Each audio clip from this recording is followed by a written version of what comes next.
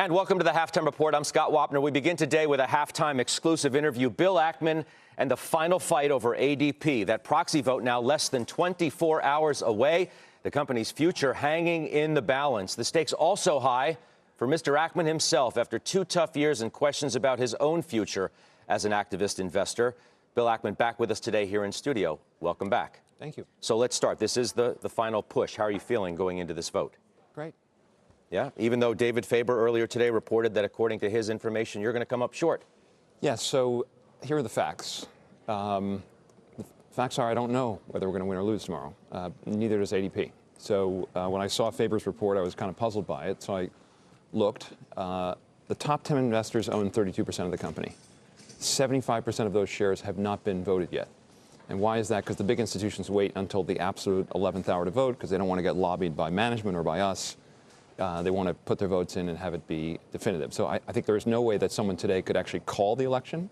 And I'll also point out that under the proxy rules, it's actually illegal for either side to indicate how the vote is going. Now, obviously, Mr. Faber is going to report whatever sources he gets, but I certainly have no incentive to have him report that we're losing. So clearly someone on the other side perhaps has suggested that. That's just not appropriate behavior. The bottom line is we don't know today. And now let me just talk about what the proxy contest is about. So whether we win or lose tomorrow, let's compare what's happened over the last 90 days.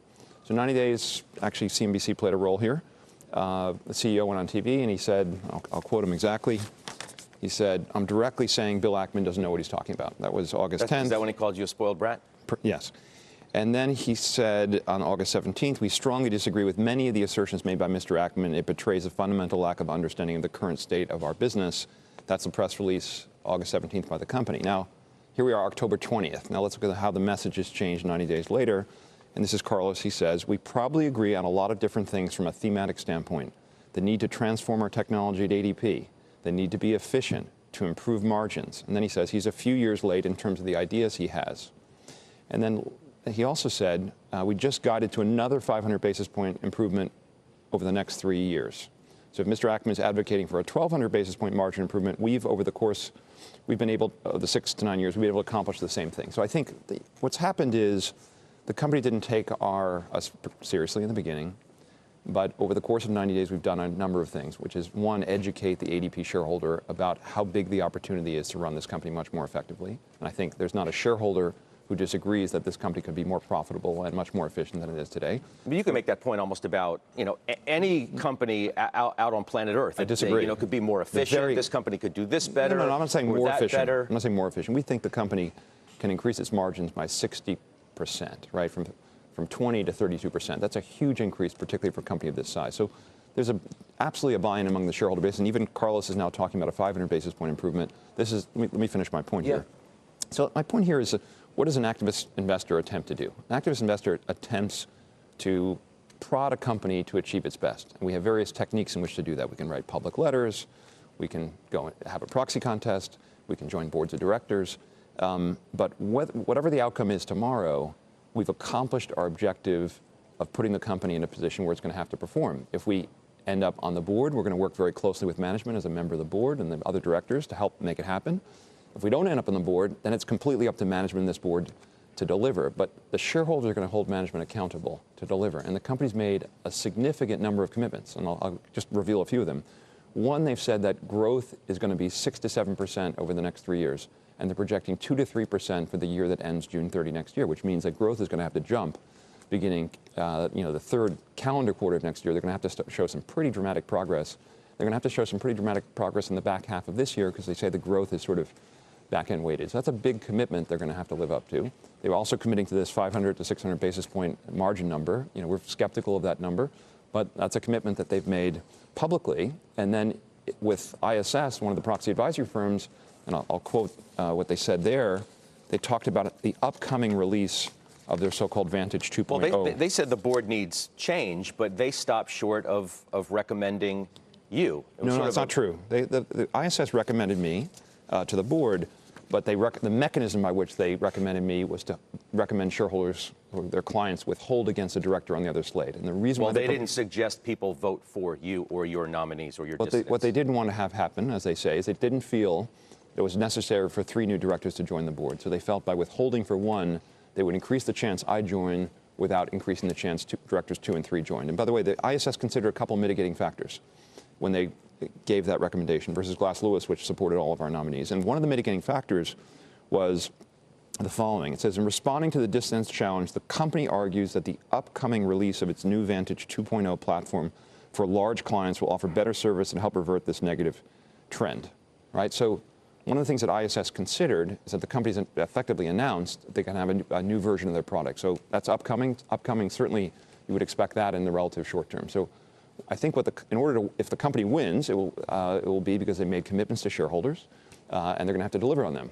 And if they don't, we'll be back at them. We're 9 months away from the launch of the next proxy contest. We hope we don't have to go there. I hope management delivers, and I hope it's super successful. That's the downside case of my not joining the board. Wait, so if you lose tomorrow, yes. You're not selling your shares? No. I mean, we're going to keep a large position in the company. We'll, always will make adjustments according to capital flows and that kind of thing. But this will be a major, major investment for us. And we like the company. We think there's a huge opportunity to make it more profitable. We have the management in a position now where they're going to, they ran around to shareholders, made a lot of commitments, made a lot of public commitments, made commitments to ISS. If they don't deliver, what's great about this strategy is good news for us. If they deliver, stock's going to go up. We're going to make a lot of money. Our investors are going to be happy. If they don't deliver, we're going to have a landslide next year. And, God willing, we'll win tomorrow.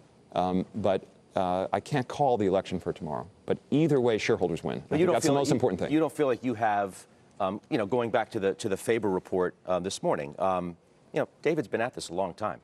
He's obviously a very credible reporter with good sources. You don't feel like you have an uphill battle? And certainly, we've always been the underdog. You don't feel, based on his report, that this is not going to work out? Look, I'd love to know who David's source is for this notion that we're losing, right? Because the shareholders haven't voted yet, and the top 10 shareholders are going to vote. We know for certainty, and they're 32% of the shares outstanding, and they are more than that. They're probably 40 percentage points of the vote that will be turned in. The fact that 75% of those shares haven't voted yet. Absent Vanguard, BlackRock, State Street, and Northern Trust leaking to CNBC, which I think the probability of that is very close to 0. The fact that one shareholder or another is supporting us. I mean, Ontario Teachers just came out minutes ago supporting us. It's terrific. It's fantastic. It's great news. It doesn't mean we're going to win. But what about the idea that Kramer put forth this morning on the same program? He said that ADP is just not bad enough, right? Maybe they can improve this. Maybe they can improve that. 40% return on equity. The market's given them a 28 multiple. The stock's done well, obviously. What's wrong with that? Sure. So, again, isn't that evidence that the company doesn't need the level of interference, if you want to call it that? Yeah, we're not interfering. So I think a few important things. Number one, the reason why the stock is trading at a 28 PE is because of our involvement. The unaffected price, according to analysts, before our involvement is $97, $98 a share. So today it's 110, 112. And by the way, the stock has been a bit of a weather vane on our winning. When we got the Glass Lewis support, the stock ran all the way to 118. When we got the ISS report, where it wasn't as great an endorsement, that stock dropped to 112. When David, leaked, or whatever you want to call it this morning. He reported. He reported it. When he reported based on unnamed, anonymous sources that, looks like we're going to lose, the stock's gone down today on that fact. So what shareholders are saying is that our involvement here is clearly a positive. You can see that in the stock price every day. And that's how the shorter-term investors are going to trade the stock based on whether we win or lose tomorrow. But the important things are we have educated the shareholder base. There's not a shareholder we've met with that hasn't thanked us for the quality of the research that we put out on the company. And there is a voluminous amount of detail and information we put out there that kind of lifts the veil on some of the things that were not understood about the business. That's inherently a positive thing for the company. It's inherently a positive thing for shareholders. If we lose tomorrow, it will be because an investor says, you know what, Bill, I'm going to give them another 9 months. I'm going to give them, they've made a bunch of promises to me. I like their promises. I like growth inflecting starting the back half of next year. I like 7 to 9% growth for the 19 and 20. This is, again, what ISS is referring to in their report, and I respect ISS's decision to consider those as mitigating factors. I respect the fact that they've got an upcoming release of a product that's going to win back market share, which is what it says in the ISS report that management apparently told ISS. But if management doesn't deliver on the commitments it's made to ISS and to shareholders, we're going to be in a very influential position in the company. And again, that's in the case in which we lose this year. So the only thing that's decided tomorrow is who is responsible for delivering on the promises that are made by management. If I'm on the board of the company, I and the other 9 directors, whether they include our 2 other nominees or whether they include, it's just me on that board, are going to be responsible for delivering for shareholders. If I don't end up on the board tomorrow, then it's all on management. It's all on this board and their ability to deliver, and they've got to live up to the commitments they made to the proxy advisory firms, because those are public commitments. They've got to live up to the commitments they made to shareholders. But you don't take any personal responsibility for how this whole thing has played out in like the kind of criticism that Lee Cooperman has leveled against you, that if you would have just met with the company privately, not waged Scott, this proxy fight. We tried. That's the criticism that you hear from Lee and so 2 things others. on Lee. So why has Lee, by the way, come on CNBC 3 times or whatever to criticize what he calls my comportment? The answer is, by the way, when he's asked directly about our case for change, he refuses to address the case for change. It's all about my comportment. I can tell you my comportment has been nothing other than incredibly polite, straightforward. I finally figured out why Lee has been going on CNBC all the time. Lee's on the board of overseers of Columbia Business School. The dean of Columbia Business School is Glenn Hubbard. Both Lee and I like Glenn Hubbard. We chose to run against Glenn Hubbard because he's been on the board for 13 years. He's the longest-standing director, and in some sense, he's the most vulnerable by virtue of that.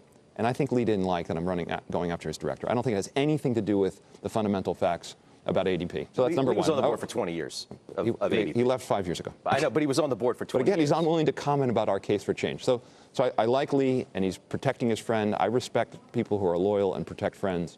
But that's not what this is about. And I like Glenn Hubbard. He's a terrific guy. But he's added as much value as he can to this board over a 13-year period of time, which is why we sought to replace him and the other 2 longest standing. Hold on, I want to answer your question fully, Scott. You got to give me a chance. Go ahead. Okay, so we sought to replace him for that reason. But in terms of my conduct here, the choice we were given by management and the board was either to file a slate. The board was not willing to meet with us.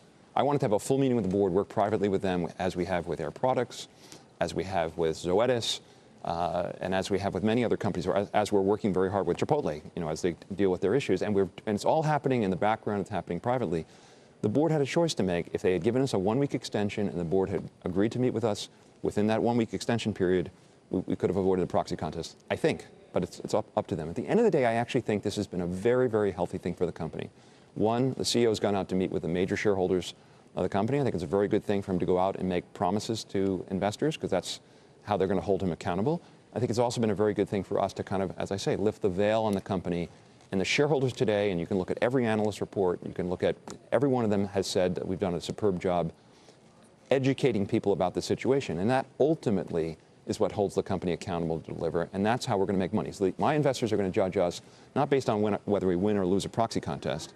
They're going to judge us based on how do we do on this investment. So the stock is up from 98 to 110, and we expect it to go a lot higher. And whether that's because management does everything and the existing board takes it away, that's terrific. I hope that happens for them. If it's an amazing thing, if I lose, we want the company to do extremely well.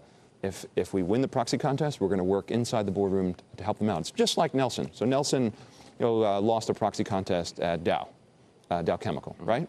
No, it was DuPont. DuPont. He lost to DuPont. And then now the management was under a lot of pressure. They missed 1 quarter fairly dramatically, and the board fired the CEO. And that stock, I think, has been a double, ultimately, even though Nelson lost the proxy contest, right? P&G is sort of the same story. It's still early. Right? P&G management ran around, made a lot of commitments, and Nelson would be dangerous. Apparently, he's lost the proxy contest by a tiny margin, but that management team's under huge pressure to perform. The first quarter after the proxy contest, they certainly have disappointed shareholders. Stock's down $10. If they don't make meaningful progress over the next several quarters, they'll be out. Theoretically, you did enough work on ADP that you could have tried. Could you not have to meet with the company? Scott, we did. We did. Let me finish. 100% tried. Let me finish. It's up to them whether they'll meet with us. Before you had to ask for an extension to the nominating period. And maybe this would have gone differently had you had a private, quiet conversation with the company without asking them to push forward. It's all theoretical. The bottom line is... But it's relevant to this conversation. It's not particularly relevant. This may have worked out differently. I disagree. Again, I think if the board had agreed to meet with us, it could have worked out differently. That said, I'm not unhappy with where we are. The company has a result of the proxy contest, There's been a number of very significant commitments about revenue growth, about margins, about delivering a new version of their product. I mean, these are pretty serious commitments that they've made that will help address the problems that we've identified. If they fail to deliver, it's 9 months from now that we have to launch is the nominating deadline. And let me make a few other things clear. One of the things that hurt us in this contest, it's a disadvantage, is the company didn't have a universal proxy card. And they said we asked for it too late. September 10th, after they rejected us, or we went to them and we said, or September 12th, we'd like a universal proxy card so shareholders can pick the board members they want. So people are clear with what you're talking about. If you don't attend the meeting, you have to vote for either our you candidates, and your candidates or the companies. There's no picking and choosing from either category, and you say that's unfair. It's just not fair to shareholders. And by the way, there's not an institution in the world who likes the current scenario. So they said we asked too late, it would be confusing. So what I'm doing right now is I'm officially asking for the universal proxy card for next year's election. And now we're a year away from next year's election. There's going to be no issue that we're going to have a universal proxy card next year because it's going to be hard for the company to argue that they haven't gotten enough notice. To the extent, and again, I hope we don't have to run another proxy contest. But in the event we do, there'll be a universal proxy card because they no longer have the excuse that we asked too late. When you made this comment in that interview, by the way, with The Street, somebody emailed me and said, there goes Ackman. He thinks he's going to lose. So now he wants to move the goalposts. He wants to change the game. No. Change it's not the moving rules. Goalposts. So one of the things that's kind of a bigger issue, but something that really needs to be addressed, this election's a perfect example of that, is that imagine if you had to vote for, you could only vote for the Republican candidates for every line item, every candidate on the November 7th, or you can only vote for the Democrats. You couldn't pick a Democrat or Republican or an independent, for president, for all the various, your local state senator, et cetera. It's just not people would be in uproar about that, ultimately in a general election. Here, there's no reason, the only reason why companies refuse to go along with this is it's a tactic that advantages the company. And so make it very straightforward for shareholders. Pick the best directors on the slate, and the ones that get the fewest votes drop off. The ones that get the most votes end up on the board. That's a very simple thing to ask for. How much of this do you think is a referendum in some respects on you personally? Wall Street Journal has a story today, says the vote offers a, quote, status check on the standing of activist investor Bill Ackman. A win could be a reprieve, a bad loss could raise questions about your future. Yeah, I think the test here is going to be, how does ADP do over the next 12 months and over the next 3 years? That's the test. Have we picked a good target? Are we right about the opportunity for margin improvement? And how do we get there? Do we get there by my joining the board? Do we get there that we put enough pressure by virtue of the proxy contest that the company accelerates margin improvement, accelerates a launch of a new product? If that happens, it's a win for us. If ADP stock is down 50%, it's a massive loss for us, and it's a disaster. If ADP stock is up 20% over the next year, I think our investors are going to be very happy. So they're not going to judge us based on winning or losing a proxy contest. They're going to judge us based on how this investment does over time. We're off to a good start. Stock's up a bunch from where we acquired it, and we'll see. There are inevitably, though, people who are going to judge you people can say whatever they want on the success or failure of this current battle. I'm not a politician. Do you think it's fair? I'm not a politician. I'm not running for office where it's a win for office is a win and a loss is a loss. But you commented in this piece. I mean, do you feel that those are the stakes for you personally? The stakes here are the outcome of the investment. If this is a good investment or a great investment or a bad investment, I will be judged accordingly. And one of the techniques an activist investor uses is occasionally bringing a proxy contest. We've done one every 5 years. If I get on this board and the company fails to deliver on people's expectations, it will be a black eye for me. If I don't join the board and the company fails over the next to deliver, it will put us in a very strong position to be influential at next year's annual meeting if I'm unsuccessful this year. Has anybody said to you in the canvassing process that I'm sure you and your associates have done, look, some of the ideas are good, but Bill's a risk. Bill's too much of a risk to vote with now, given what's happened in the past couple of years. Do you fear that could influence the vote process at all? Anything could influence the vote process. But I think the investors here are focused on would adding a major shareholder to the board be helpful? I think we'll get everyone's support except for those who say, you know what, I'm going to give management an extra few quarters to deliver. It's not a debate about, compare this to the GM proxy contest, right, where it was a debate about, some people accused Greenlight of this is financial engineering, and they lost because it was, people didn't want financial engineering. They didn't want two classes of stock. Everyone wants what we've been advocating for. Everyone wants ADP to have higher margins. everyone wants them to address their enterprise competitiveness, their enterprise product competitiveness. And the question is whether or not people want us on the board this year or whether we get on next year. Do we give management, the votes we'll lose will be someone who said, no one's voting against the ideas we have. It will be, you know what, I'm going to give management, stock's done well, that hurts us, that's why we're the underdog.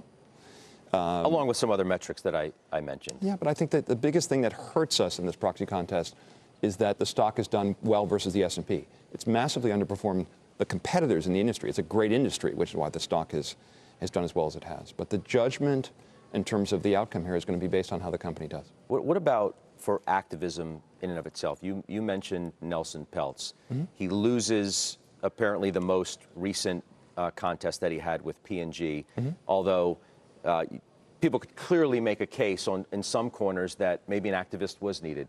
Mm-hmm. Kramer certainly tried to make that point, mm-hmm. I think, leading up to it. And the stock performance of P&G leading into that vote would suggest that maybe they do need a shakeup. Mm-hmm. The DuPont thing, okay? He loses, Nelson Peltz loses the vote, maybe wins the war in the long run. CEO leaves. Yeah. Company performance since has been better. You may come up on the short end of this stick. Yeah, Does so that, what's the message there for activism in general? I think you're making all the arguments I've basically making. It's not the outcome of this proxy contest, whether we win or lose and by what margin that counts. What matters is, does this catalyze the company to improve its performance? And if it does, then there's a future for shareholder activism. If companies can just dismiss the arguments that major shareholders make about their underperformance relative to competitors, about losing market share, if those things can be dismissed, then capitalism is in a very, very bad place. And I think that the evidence you give, I think Nelson's story is a perfect one. You look at DuPont. He lost the proxy contest. Why? Because some of the big index funds voted against him. Without the support of those major funds, it's very difficult to be. The index funds control America, right? The index funds are going to be the swing vote in every proxy contest in every election. Yes, though you've made the point critically in this particular situation that there is such a smaller shareholder contingent that you think could turn the balance of this particular vote. Except the individual the mitigating factor to that is that the small shareholder, a lot of those accounts are held by managed accounts, and a lot of the managed account providers vote according to Glass Lewis or ISS. So depending on what percentage are held by Glass Lewis or ISS supporters can make a difference. So those, I would say, the proxy advisors and the index funds control America, and it's very important to get it right. Let me ask you about Herbalife before we take a quick break. Sure. You revealed just last week on Squawk Box that you have sort of restructured the position. It now exists entirely in puts. Yes. Why did you do that? So Herbalife is sort of an interesting situation where we've been entirely right on the facts, on the regulatory issues, on their ripping off consumers, on their misleading people. Well, but stick with me. According to you, you've been right. No. According to the FTC, the FTC's conclusions are precisely identical to what we've said about the company. Well, they didn't say the company was a pyramid scheme, Bill. But the FTC said the company was tantamount to a pyramid scheme and forced them to fundamentally restructure their business. What we said was that would cause the company, that would have an impact on the company's fundamentals. And you saw that in the last quarter. U.S. business down 17%. Mexico down 9%. China down 3%, declining in almost every market in the world. Top line down, 3 or 4%.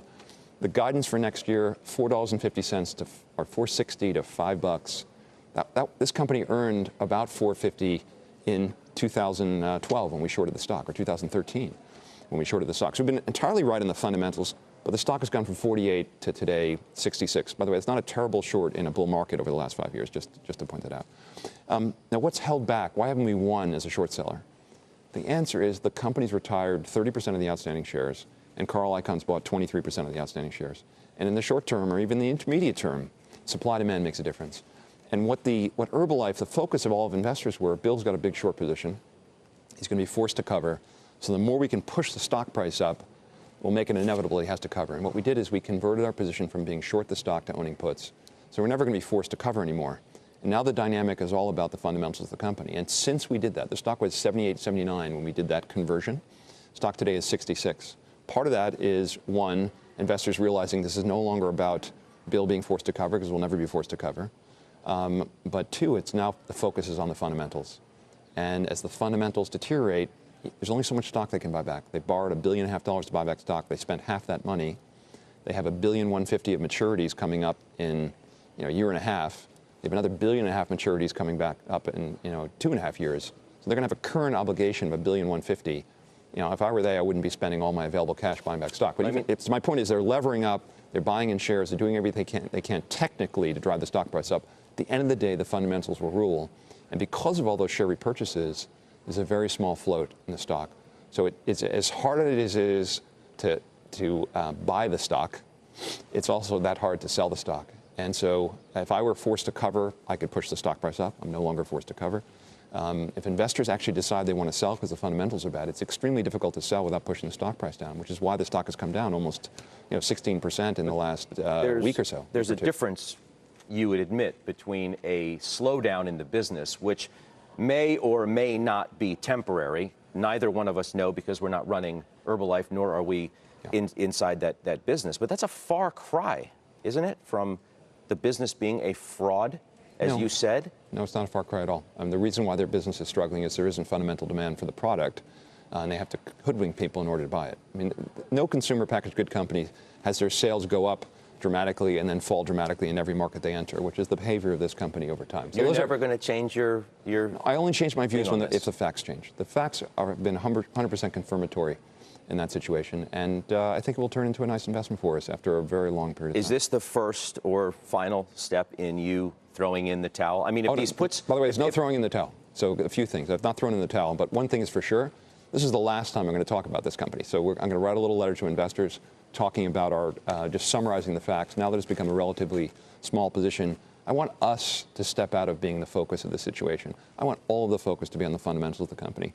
So call this the last time I'm ever going to talk about Herbalife. This is the last time Bill Ackman's going to talk about Herbalife on television. Ever in my life. This is it. Done. There you go. The world was a better place. Theoretically, the puts could expire and you just walk away quietly now. That could happen. That could happen. When are they dated? That we don't disclose. We take a break. We'll come back. Sure. Bring in the gang. Thank you. All right, we'll take a quick break. We will come back with Bill Ackman next as we run through several other stories and stocks making news today. We're back in 2 minutes.